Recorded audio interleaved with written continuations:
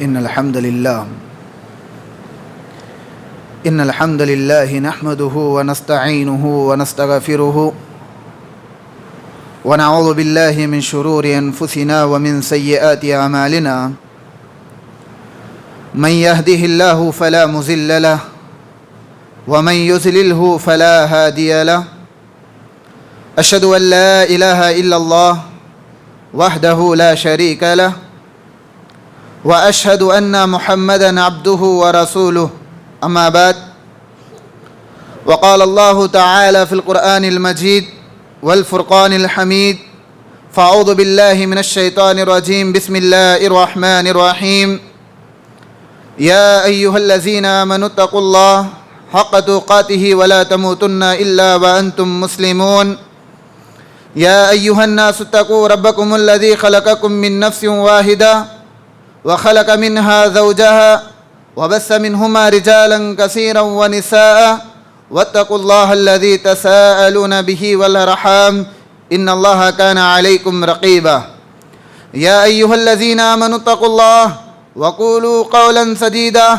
يصلح لكم أعمالكم ويغفر لكم ذنوبكم ومن يطع الله ورسوله فقد فاز فوزا عظيما فإن خير الحديث كتاب الله وخير الهدى هدى محمد صلى الله عليه وسلم وشر الأمور محدثاتها وكل محدثة بدعة وكل بدعة ضلالة وكل ضلالة في النار وقال الله تعالى في موضع آخر كتب عليكم الصيام كما كتب على الذين من قبلكم لعلكم تتقون وقال للنبي صلى الله عليه وسلم عن عبد الله بن عمر رضي الله عنهما أن رسول الله صلى الله عليه وسلم بني الإسلام على 5: شهادة أن لا إله إلا الله وأن محمدًا عبده ورسوله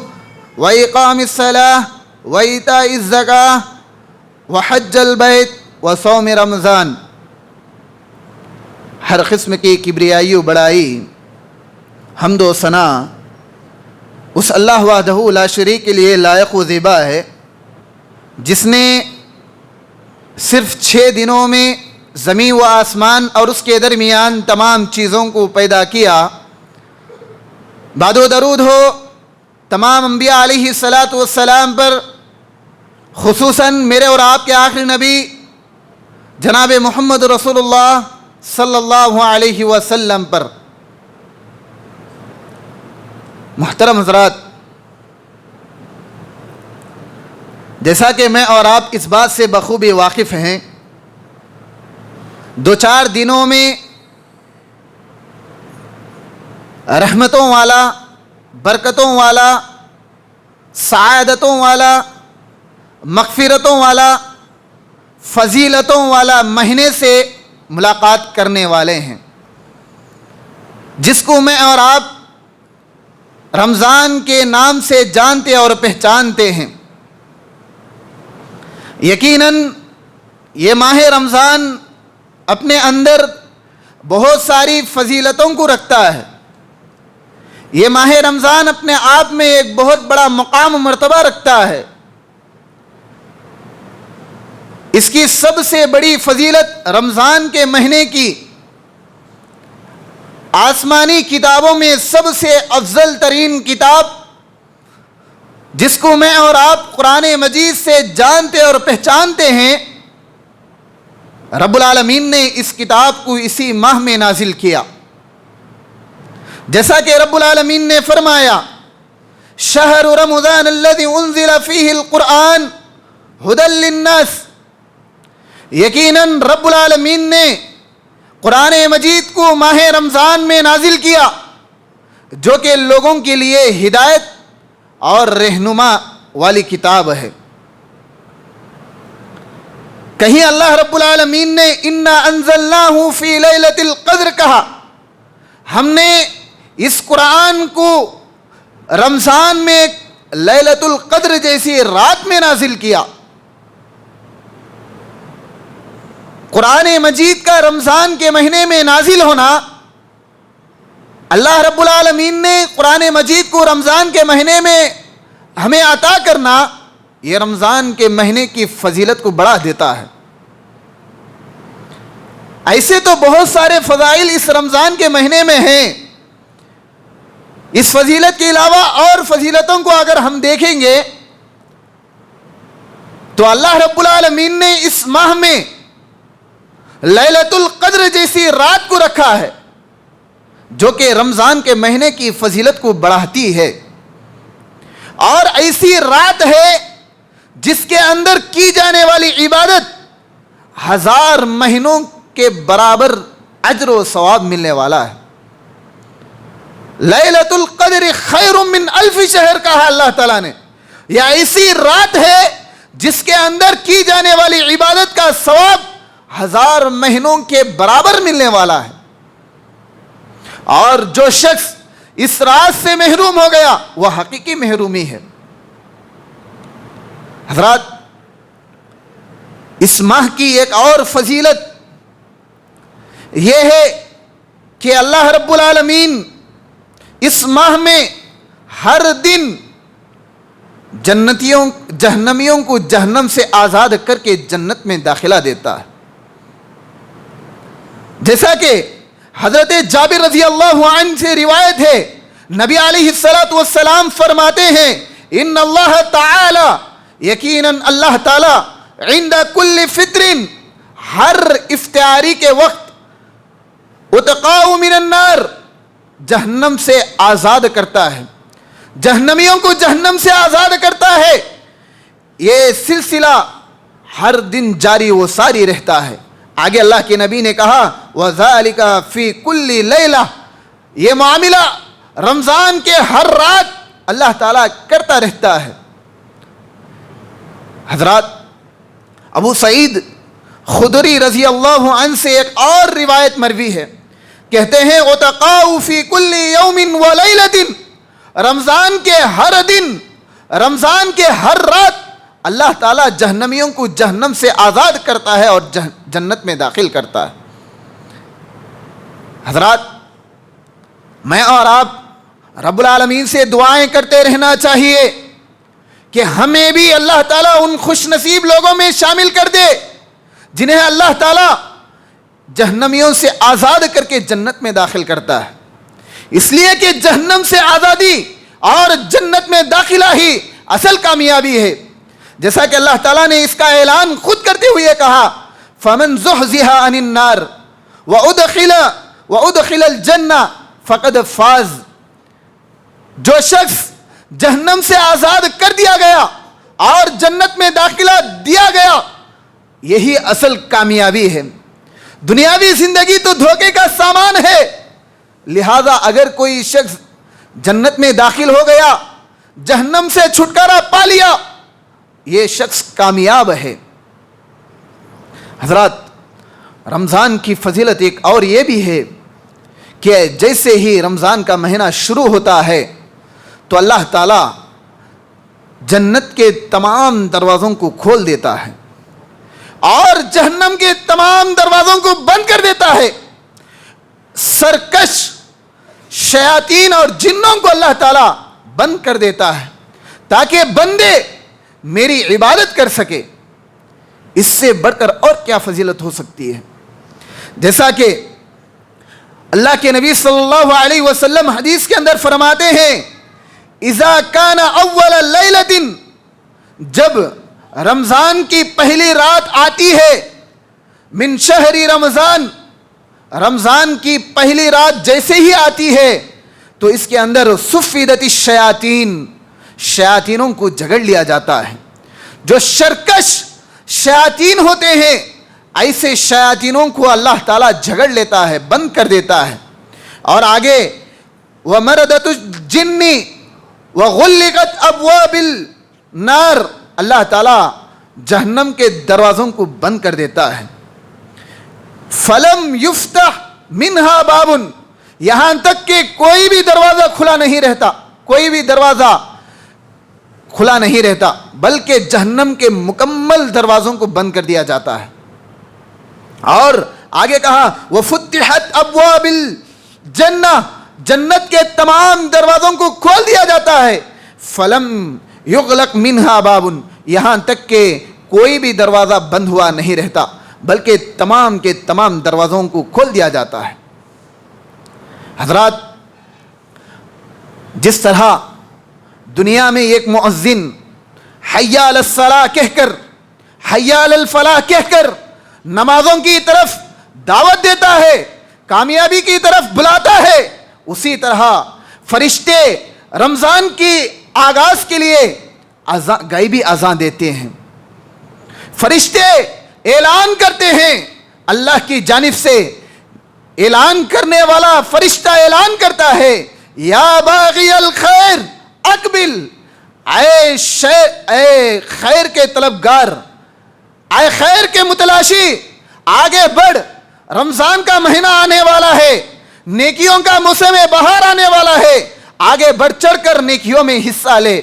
وَيَا بَاغِيَ الشَّرِّ، اے گناہوں میں مبتلا رہنے والے،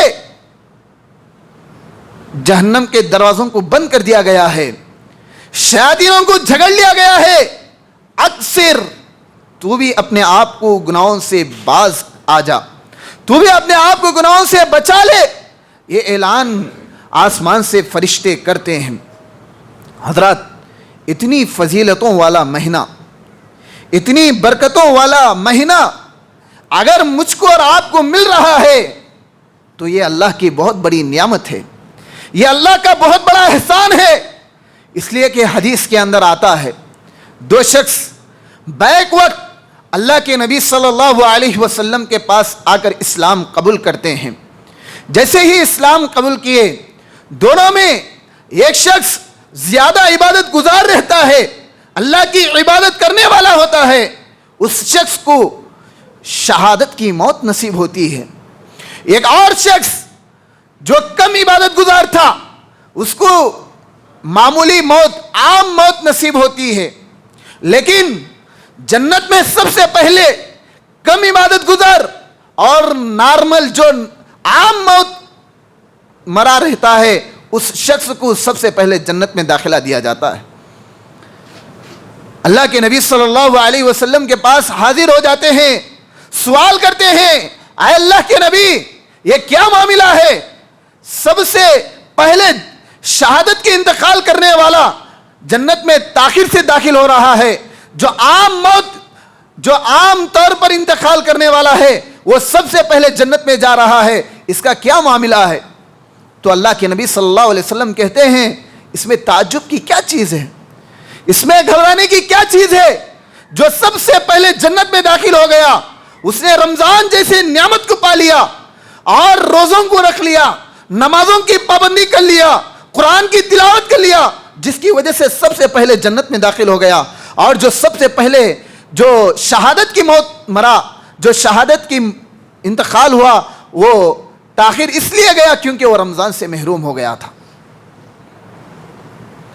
اس حدیث کو سامنے رکھتے ہوئے میں اور آپ دیکھیں، رمضان کا مہینہ مجھ کو اور آپ کو مل گیا تو میرے اور آپ کے لیے ضروری ہے کہ سب سے پہلے ہم رب العالمین کا شکر ادا کریں. لَإِن شَكَرْتُمْ لَأَزِيدَنَّكُمْ وَلَإِن كَفَرْتُمْ إِنَّ عَذَابِي لَشَدِيدٌ. اگر ہم شکر گزار بنیں گے، اللہ کا شکر ادا کریں گے تو اللہ تعالیٰ ہمیں مزید نعمتوں سے نوازے گا. اگر ہم ناشکرے بن جائیں گے تو اللہ تعالیٰ جو نعمتیں ہمیں دیا ہے ان نعمتوں سے ہمیں محروم کر دے گا. حضرات، ضروری ہے کہ ہم اللہ تعالیٰ کا رمضان کے مہینے کو پانے کے بعد شکر ادا کریں. ہم جانتے ہیں یا ہمارے معاشرے میں ہم دیکھتے ہیں کئی ایسے دوست و احباب ہمارے ساتھ پچھلے رمضان تھے، ہمارے کئی رشتہ دار ہمارے ساتھ چلتے تھے، ہمارے گھروں کو آتے جاتے تھے، لیکن کئی ایسے لوگ اس رمضان سے محروم ہو گئے ہیں، جو اللہ کے پیارے ہو گئے ہیں. اگر رمضان کا مہینہ مجھ کو اور آپ کو مل گیا تو کیا یہ اللہ کی نعمت نہیں ہے؟ کیا یہ اللہ کا احسان نہیں ہے؟ ضروری ہے اگر رمضان جیسی نعمت مجھ کو اور آپ کو مل گئی تو میں اور آپ رب العالمین کا شکر ادا کریں. اس لیے کہ جب بھی رمضان کا مہینہ آتا تھا تو اللہ کے نبی صلی اللہ علیہ وسلم صحابہ اکرام کو مبارکبادی دیتے تھے، بشارت سنایا کرتے تھے اور کہا کرتے تھے اتاکم رمضان شہر مبارک، اے صحابہ تمہارے پاس رمضان جیسا مہینہ آ گیا ہے، تمہارے لیے مبارکبادی ہو، تم اس ماہ کا صحیح استعمال اور صحیح فائدہ اٹھاؤ۔ اللہ کے نبی یہ صحابہ اکرام کو بشارت دیا کرتے تھے اور کہتے تھے اے صحابہ یہ ایسا رمضان کا مہینہ ہے جس کے اندر جہنم کے دروازوں کو بند کر دیا جاتا ہے، جنت کے دروازوں کو کھول دیا جاتا ہے، سرکش شیاطینوں کو جھگڑ لیا جاتا ہے، لہذا تم پر ضروری ہے کہ تم اس ماہ کا صحیح فائدہ اٹھاؤ۔ اللہ کے نبی صحابہ کو یہ بشارت سنایا کرتے تھے۔ لہذا اگر مجھ کو اور آپ کو رمضان کا مہینہ مل گیا تو کوشش کریں کہ ہم کسی بھی طرح کیوں نہ ہو ہم اس کا صحیح فائدہ اٹھائیں گے۔ حضرات، رمضان کا مہینہ اگر مجھ کو اور آپ کو مل گیا تو اس کے اندر ہم کثرت سے 4-5 اعمال ہیں جس کو کرنا میرے اور آپ کے لیے ضروری ہے۔ اس میں سب سے پہلی چیز روزہ رکھنا ہے۔ یقیناً یہ روزہ دین کے بنیادی چیزوں میں سے ایک بنیادی چیز ہے۔ مکمل دین اسلام کو 5 چیزوں پر رکھا گیا ہے، ان 5 چیزوں میں ایک چیز روزہ بھی ہے، وہ بھی رمضان کے روزے ہیں۔ اگر کوئی رمضان کے روزوں کو چھوڑ دیتا ہے، طاقت رکھنے کے باوجود انکار کر دیتا ہے، تو ایسا شخص مسلمان ہو ہی نہیں سکتا۔ اس لیے کہ دین کی بنیادی چیزوں کا انکار کرنا یہ کافر ہے۔ وہی شخص انکار کر سکتا ہے جو کافر ہوتا ہے، ورنہ ایک مسلمان دین کے 5 بنیادی چیزوں کا انکار نہیں کر سکتا۔ لہذا اللہ کے نبی صلی اللہ علیہ وسلم نے فرمایا بنی الاسلام علی 5 شہادت ان لا الہ الا اللہ محمد عبدہ ورسولہ اقام الصلاۃ وایتاء الزکاۃ وتصوم رمضان وتحج البیت ان استطاع الیہ السبیل۔ دین کی بنیاد 5 چیزوں پر رکھی گئی ہے۔ سب سے پہلی چیز اس بات کی گواہی دینا کہ اللہ کے سوا کوئی معبود برحق نہیں ہے اور محمد رسول اللہ صلی اللہ علیہ وسلم اللہ کے رسول اور اس کے بندے ہیں، اس کی گواہی دینا، اور نمازوں کی پابندی کرنا، زکوٰۃ دینا، رمضان کے روزے رکھنا، اور استطاعت ہو تو حج کرنا۔ یہ 5 بنیادی چیزیں ہیں، اس میں سے ایک رمضان کے روزہ بھی ہے۔ لہذا ہر کوئی کوشش کرے کہ رمضان کے کسی بھی طرح کیوں نہ ہو مکمل روزے رکھیں گے، اس لیے کہ بہت سارے لوگ ڈھیلے بہانے بنا کر رمضان سے چھٹکارا پا لیتے ہیں۔ کوئی گرمی کا بہانہ بنا دیتا ہے، کوئی چھوٹی عمر بچے ہیں اگلے سال رکھیں گے، اس طرح بچوں کو روزوں سے محروم کر دیتے ہیں۔ حضرات، کوئی بھی بہانہ بنانے کی کوشش نہ کریں۔ ممکن ہے کوشش کریں کہ مکمل رمضان کے روزے کسی بھی طرح کیوں نہ ہو ہم رکھیں گے، ارادہ کریں، اللہ تعالیٰ ساتھ دینے والا ہے، چاہے گرمی ہو ٹھنڈی ہو، ساتھ دینے والا اللہ ہے۔ انشاءاللہ کوشش کریں، یہاں سے اٹھنے سے پہلے ہر کوئی یہ عزم مصمم کر کے اٹھیں کہ آنے والے رمضان میں ہم انشاءاللہ مکمل روزے رکھیں گے، اس لیے کہ یہ روزے کے بہت سارے فوائد ہیں، بہت سارے فوائد ہیں۔ اگر کوئی ایمان کے ساتھ رمضان کے روزے رکھتا ہے تو ایسے لوگوں کے پچھلے گناہ معاف کر دیے جاتے ہیں، جیسا کہ نبی علیہ السلام نے کہا من صام رمضان ایمانا واحتسابا غفر له ما تقدم من ذنبه۔ جو شخص رمضان کے روزے ایمان کے ساتھ مکمل رکھتا ہے تو ایسے شخص کے پچھلے گناہ معاف کر دیے جاتے ہیں، اور جو شخص رمضان کے روزے رکھتا ہے ایسے لوگوں کے لیے اللہ تعالیٰ مغفرت اور اجر عظیم کا وعدہ کیا ہے. جیسا کہ لمبی آیت ہے, کہا اللہ تعالیٰ نے ان المسلمین والمسلمات والمؤمنین والمؤمنات. اس آیت کے آخر میں اللہ تعالیٰ نے تمام صفات کو بیان کرنے کے بعد کہا اعد اللہ لہم مغفرۃ واجرا عظیما. مومن مردوں اور مومن عورتوں, مسلمان مرد اور مسلمان عورتوں, صدقہ کرنے والی عورتیں اور صدقہ کرنے والے مرد, روزے رکھنے والے مرد اور روزے رکھنے والے عورتیں, اس طرح تمام صفات کو بیان کرنے کے بعد اللہ تعالیٰ نے کہا ایسے لوگوں کے لیے مغفرت ہے اور اجر عظیم ہے. اور اس سے بڑھ کر اگر کوئی رمضان کے روزے رکھ لیتے ہیں تو اس کا ایک سب سے بڑا فائدہ یہ ہوتا ہے کہ ان کے دلوں میں اللہ کا تقوی پیدا ہو جاتا ہے, اللہ کا ڈر ان کے دلوں میں آ جاتا ہے. انسان جب حالت روزے میں رہتا ہے, سامنے کھانے پینے کی چیزیں موجود ہوتی ہے, لیکن اللہ کا ڈر, اللہ کا تقوی اسے کھانے پینے سے روک دیتا ہے. جیسا کہ اللہ تعالیٰ نے کہا کتب علیکم الصیام کما کتب علی الذین من قبلکم لعلکم تتقون. اے لوگو, تم پر روزوں کو فرض کیا گیا جس طرح تم سے پہلے لوگوں پر روزوں کو فرض کیا گیا تھا. کیوں؟ اس لیے کہ تمہارے دلوں میں تقوی پیدا ہو جائے, تمہارے دلوں میں اللہ کا تقوی, اللہ کا خوف پیدا ہو جائے, اس لیے ہم نے تم پر روزوں کو فرض کیا. لہذا کوشش کریں کہ ہم کسی بھی طرح روزوں کو نہیں چھوڑیں گے. روزے کی ایک بہت بڑی فائدہ یہ ہے کہ کل قیامت کے دن جنت کے کل 8 دروازے ہیں. ان 8 دروازوں میں سے یہ خاص دروازہ جس کا نام باب الریان ہوگا, اس دروازے سے صرف روزے داروں کو داخل کیا جائے گا. اس سے بڑھ کر اور خوش نصیب کی بات کیا ہو سکتی ہے؟ حضرات, کل قیامت کے دن روزے داروں کو آواز لگائے گا اللہ تعالیٰ. کون ہے روزے دار جو دنیا میں پابندی کے ساتھ روزے رکھا کرتے تھے؟ وہ آئیں, ان کے لیے خاص دروازہ ہے باب الریان, اس سے داخل ہو جائیں. لہذا میرے محترم بھائیوں, ضروری ہے کہ ہم روزوں کو چھوڑے بغیر مکمل رکھنے کی کوشش کریں. روزے کی ایک فضیلت یہ بھی ہے کہ کل قیامت کے دن یہ روزہ اللہ رب العالمین کے سامنے سفارش کرے گا, لڑے گا. حدیث کے اندر آتا ہے روزہ اور قرآن اللہ تعالیٰ سے ہمارے تعلق سے لڑے گا. روزہ کہے گا اے اللہ, یہ وہ بندہ ہے جو دنیا میں اپنی شہوت اور کھانے پینے سے روکے رکھا تھا, لہذا اس کے حق میں میری سفارش قبول فرما.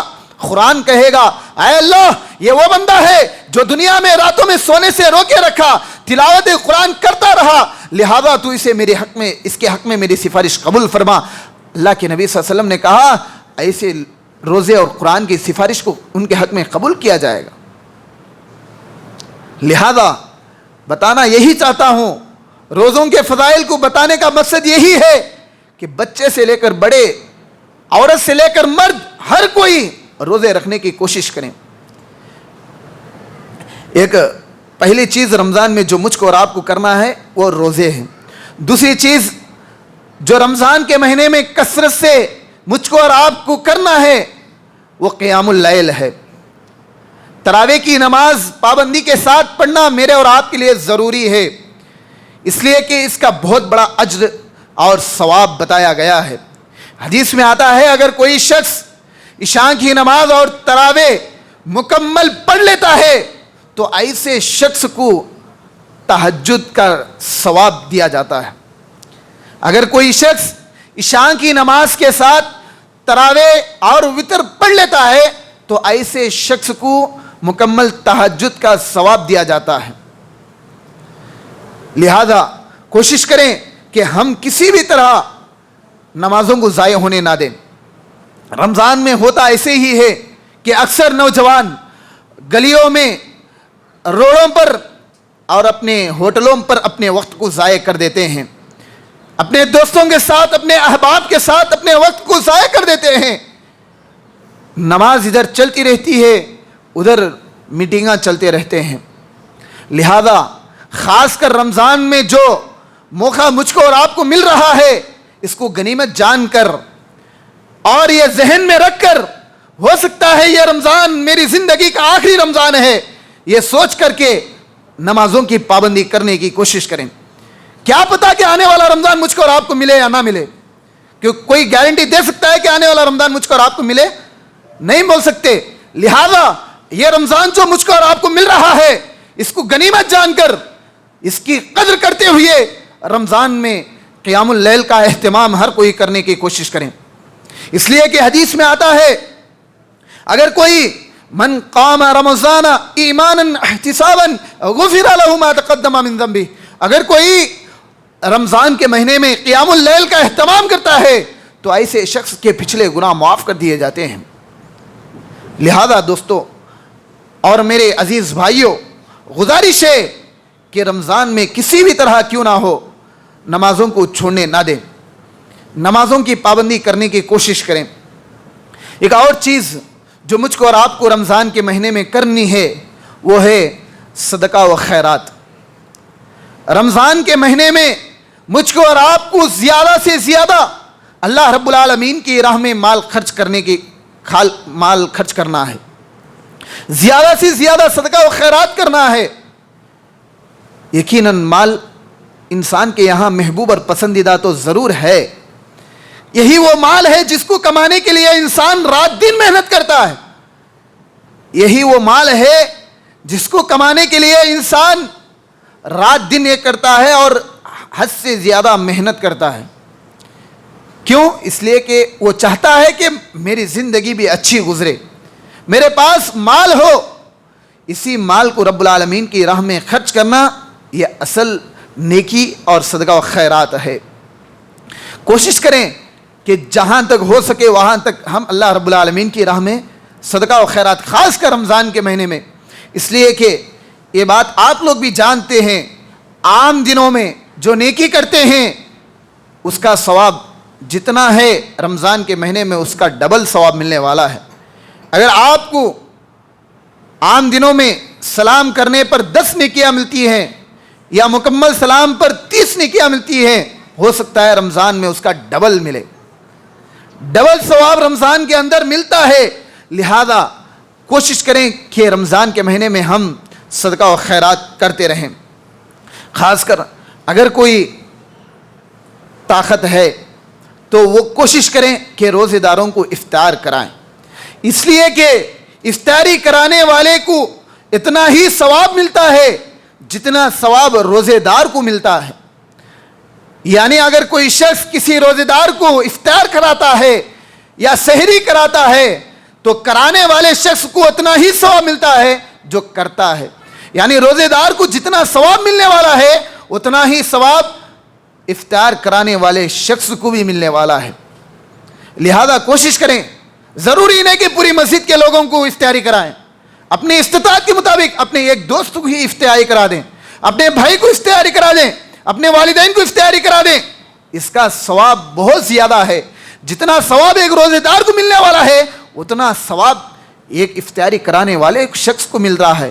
لہذا کوشش کریں کہ اپنے دوست اور احباب کو افطار کرانے کی. ایک اور چیز جو رمضان کے مہینے میں مجھ کو اور آپ کو کثرت سے کرنی ہے وہ تلاوت قرآن مجید ہے.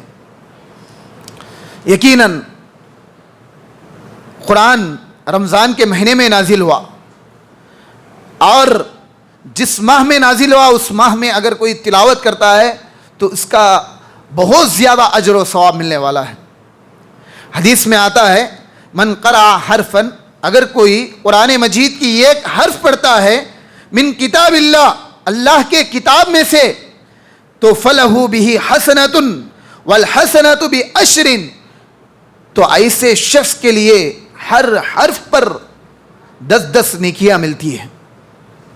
آگے اللہ کے نبی نے کہا لا اقول الف لام میم حرف, میں یہ نہیں کہتا کہ الف لام میم مکمل ایک حرف ہے, بلکہ میں تو یہ کہتا ہوں کہ الف حرف لام حرف میم حرف. لام ایک الگ حرف ہے, میم ایک الگ حرف ہے. اس طرح میں ہر الگ حرف کو 10 نیکیاں ملنے والی ہیں. لہذا کوشش کریں کہ ہم زیادہ سے زیادہ قرآن مجید کی تلاوت, خاص کر رمضان کے مہینے میں, اس لیے کہ اگر ہم, اس سے پہلے بھی بتا دیا, اگر ہم کثرت سے قرآن مجید کی تلاوت کریں گے تو تو کل قیامت کے دن یہ قرآن ہمارے حق میں سفارش کرے گا، ہمارے حق میں لڑے گا، اللہ تعالیٰ سے کہے گا اے اللہ یہ وہ شخص ہے جو دنیا میں اپنی نیندوں کو چھوڑ کر قرآن مجید کی تلاوت کیا کرتا تھا، اس کے حق میں میری سفارش قبول فرما، تو اللہ تعالیٰ اس کی سفارش کو قبول کر لے گا۔ لہذا ہر کوئی کوشش کریں، جہاں تک ہو سکے وہاں تک کوئی یہ دعویٰ نہ کریں کہ مجھے عربی نہیں آتی۔ آج الحمدللہ سوشل میڈیا کا دور ہے، قرآن ہر زبان میں موجود ہے، کوئی تیلگو میں پڑھنا چاہ رہا تو تیلگو میں قرآن ہے، اردو میں پڑھنا چاہا تو اردو میں، عربی میں پڑھنا چاہا تو عربی میں قرآن ہے، اگر کوئی انگریزی میں پڑھنا چاہا تب بھی انگریزی میں آج قرآن موجود ہے۔ ہر زبان میں قرآن آج موجود ہے، جہاں تک ہو سکے وہاں تک قرآن پڑھنے کی ہر کوئی کوشش کرے، اور بہتر ہے پڑھتے ہوئے قرآن میں غور و تدبر بھی کرے، اس لیے کہ قرآن اصل غور و تدبر کرنے کے لیے ہی نازل کیا گیا ہے۔ ایک اور چیز جو رمضان کے مہینے میں مجھ کو اور آپ کو کثرت سے کرنی ہے وہ ہے دعا، استغفار کثرت سے کرنا چاہیے۔ نبی علیہ السلام معصوم عن الخطا ہیں، اگلے پچھلے تمام گناہ معاف ہیں اللہ کے نبی کے، اس کے باوجود بھی اللہ کے نبی کا یہ عالم تھا، دن میں 70 سے زیادہ مرتبہ اللہ تعالیٰ سے توبہ استغفار کرتے تھے، 70 سے زیادہ مرتبہ اللہ تعالیٰ سے استغفار کیا کرتے تھے۔ تو کیا میرے اور آپ کے لیے ضروری نہیں کہ ہم استغفار کریں؟ ارے وہ نبی جن کے پچھلے اگلے تمام گناہ معاف تھے وہ دن میں 70 مرتبہ توبہ کر سکتے ہیں، تو ہم تو گنہگار ہیں، خطا کار ہیں، کوئی یہ دعویٰ نہیں کر سکتا کہ مجھ سے گناہ نہیں ہوتے، اس لیے کہ 1400 سال قبل اللہ کے نبی نے کہہ دیا تھا کل بنی آدم خطاؤن وخیر الخطائین التوابون، بنی آدم کی تمام اولاد گنہگار ہے، اور ان گنہگاروں میں سب سے بہترین گنہگار وہ ہے جو گناہ کرنے کے بعد، غلطی کرنے کے بعد رب العالمین سے توبہ استغفار کرتا ہے۔ لہذا ہم گنہگار ہیں، کسی بھی طرح سے کیوں نہ ہو، چاہے چھوٹی موٹی غلطی ہم سے ضرور ہو ہی جاتی ہے، لہذا رمضان کا مہینہ اگر مجھ کو اور آپ کو مل رہا ہے تو ہمیں اپنے گناہوں کی بخشش کروا لیں، اس لیے کہ رمضان کو رمضان اسی لیے کہا جاتا ہے کیونکہ رمضان کے معنی ہی جلا کر ختم کر دینا ہے۔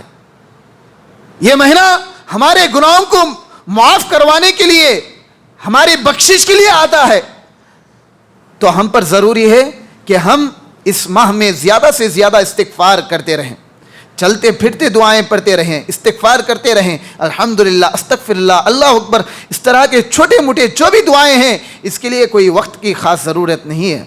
آپ کام کرتے ہوئے، آپ چلتے پھرتے ہوئے، آپ پکاتے ہوئے ہر وقت اللہ رب العالمین کی تسبیح بیان کر سکتے ہیں، لہذا ہر وقت اللہ تعالیٰ کی تسبیح بیان کرتے رہیں، اللہ تعالیٰ سے توبہ استغفار کرتے رہیں، اس لیے کہ حدیث میں آتا ہے 3 لوگوں کی دعائیں کبھی رد نہیں کی جاتی ہیں، 3 لوگوں کی دعائیں کبھی رد نہیں کی جاتی ہے، ان میں سے ایک شخص وہ بھی ہوگا جو روزے دار ہے۔ روزے دار کی دعا کبھی رد نہیں ہوتی ہے بلکہ اس کی دعا تو فوراً قبول کی جاتی ہے۔ ایک مسافر کی دعا، سفر کرنے والی کی دعا بھی کبھی رد نہیں ہوتی ہے۔ ایک والد اپنے اولاد کے حق میں کی جانے والی دعا بھی کبھی رد نہیں ہوتی ہے۔